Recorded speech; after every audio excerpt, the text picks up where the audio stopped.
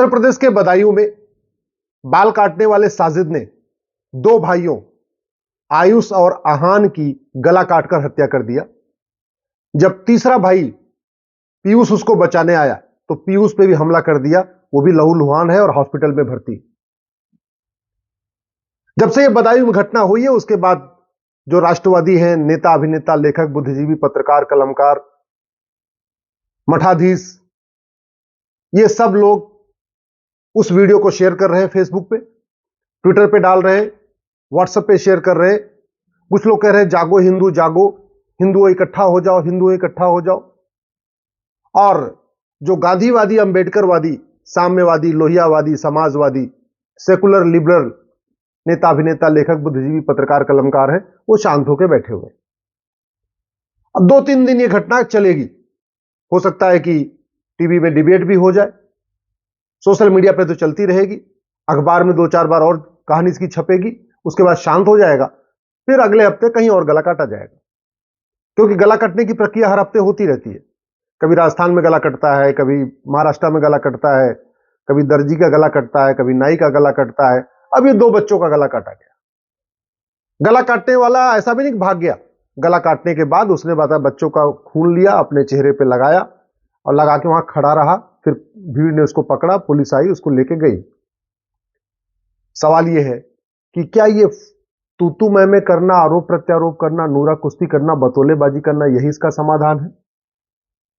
क्या social media में video share कर देने से जब जब ये घटना घटेगी और जागो हिंदू जागो, जागो हिंदू जागो, ये कहने से ये घटना ठीक हो जाएगी?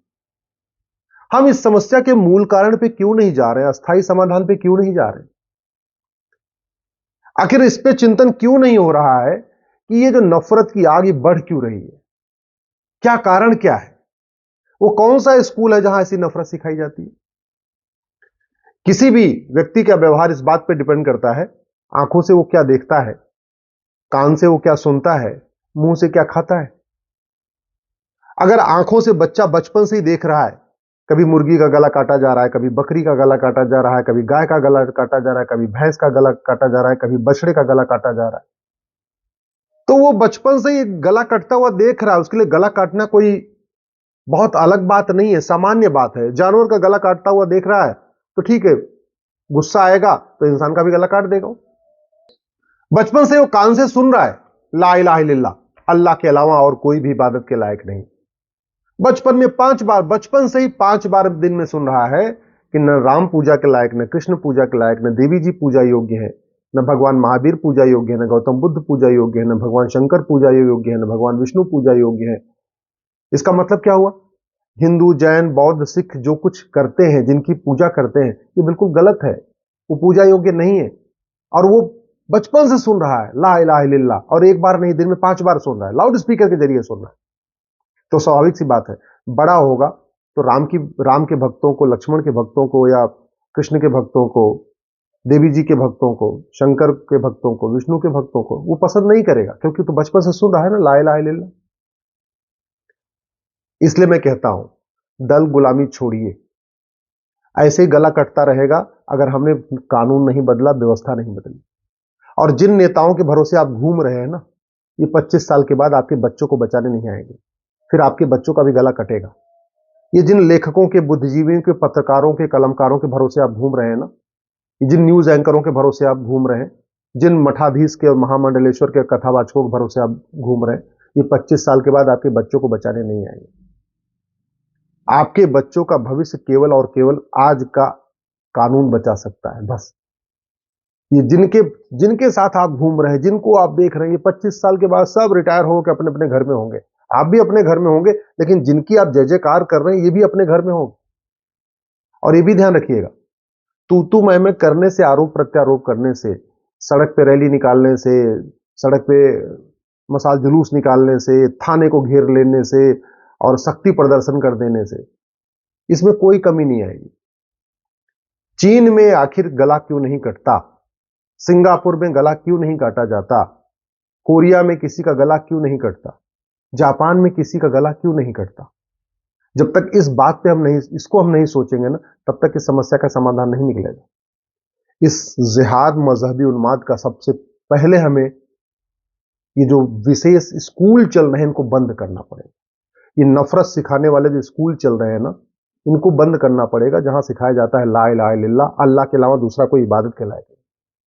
मदरसों में वसुधैव कुटुंबकम नहीं सिखाया जाता, मदरसों में सर्व मंगल मांगल्य नहीं सिखाया जाता, मदरसों में नारी तू नारायणी नहीं सिखाया जाता, मदरसों में सबका साथ सबका विकास नहीं सिखाया जाता। वहां केवल एक बात सिखाई जाती है, ला इलाहा इल्लल्लाह, अल्लाह के अलावा दूसरा कोई इबादत के लायक नहीं। तो इससे नफरत, उससे बच्चे के मन में नफरत फैलती है। मदरसों को बंद करना पड़ेगा और कम से कम 10वीं तक समान शिक्षा लागू करना पड़ेगा, one nation one syllabus, one nation one करके। और 10वीं तक भारतीय शिक्षा व्यवस्था लागू करना पड़ेगा, गुरुकुल वैदिक शिक्षा व्यवस्था लागू करना पड़ेगा।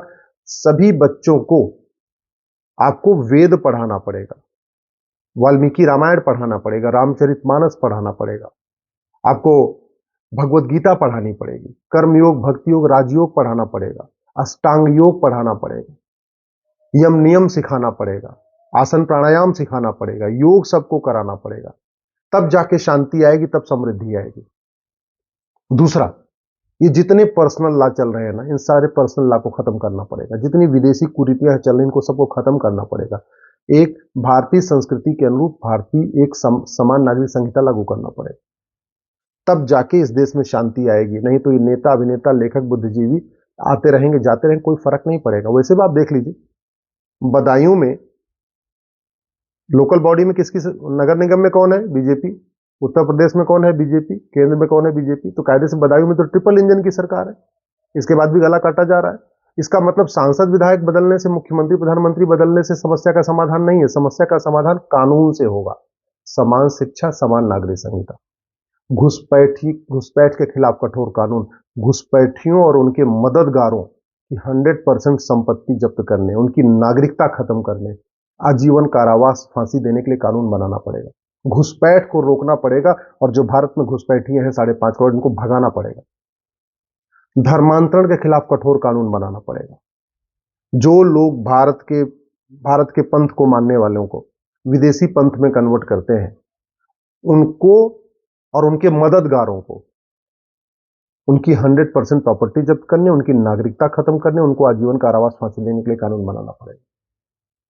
समान शिक्षा, समान नागरिक संहिता, घुसपैठ नियंत्रण, धर्मांतरण नियंत्रण के साथ जनसंख्या नियंत्रण करना पड़ेगा।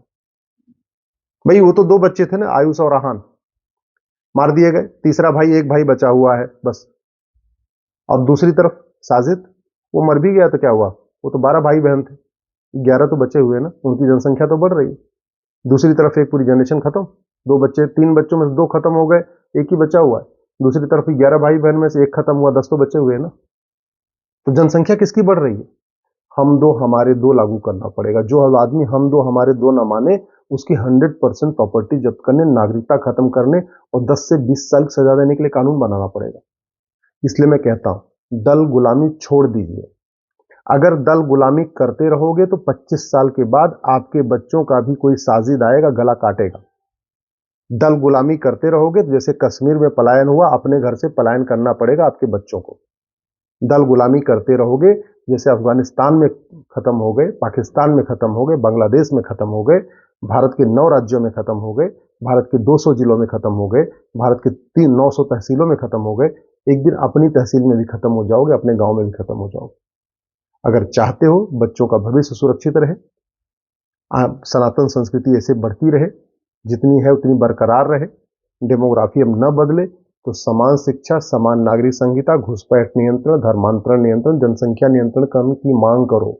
ये 5 कानून ही सनातन संस्कृति को बचा पाएंगे। ये 5 कानून ही सनातन धर्म को बचाएंगे। ये 5 कानून ही आपके बच्चों को बचाएंगे। नहीं तो एक बात याद रखना, राज कपूर का परिवार सब कुछ छोड़ के भागा था पाकिस्तान से। राम जेठमलानी जी का परिवार सब कुछ छोड़ के भागा पाकिस्तान से। मनमोहन सिंह का परिवार सब कुछ छोड़ के भागा परिवार से। आडवाणी जी का परिवार सब कुछ छोड़ के भागा पाकिस्तान से। सुनील दत्त का परिवार सब कुछ छोड़ के भागा था पाकिस्तान से। मिल्खा सिंह का परिवार सब कुछ छोड़ के भागा था पाकिस्तान से। लाला अमरनाथ का परिवार सब कुछ छोड़ के भागा था पाकिस्तान से। प्रेम चोपड़ा का परिवार सब कुछ छोड़ के भागा था पाकिस्तान से। और आज भी लोग भाग रहे हैं वहां पे। आप चाहते हो कि आपके बच्चे भी ऐसे भागे, तो आराम से दल गुलामी करिए, नेताओं की जय जयकार करते रहिए, बढ़िया मस्ती में रहिए। और चाहते हो बदलाव आए, आज ही 5000 फेसबुक फ्रेंड बनाओ और अपने फेसबुक पर लिखो हमको 5 कानून चाहिए: समान शिक्षा, समान नागरिक संहिता, घुसपैठ नियंत्रण कानून, धर्मांतरण नियंत्रण कानून, जनसंख्या नियंत्रण कानून। और सीधे अपने फेसबुक पे लिखो, जो पार्टी ये 5 कानून बनाएगी उसको हम वोट करेंगे, जो नहीं बनाएगी हम उसको वोट नहीं करेंगे।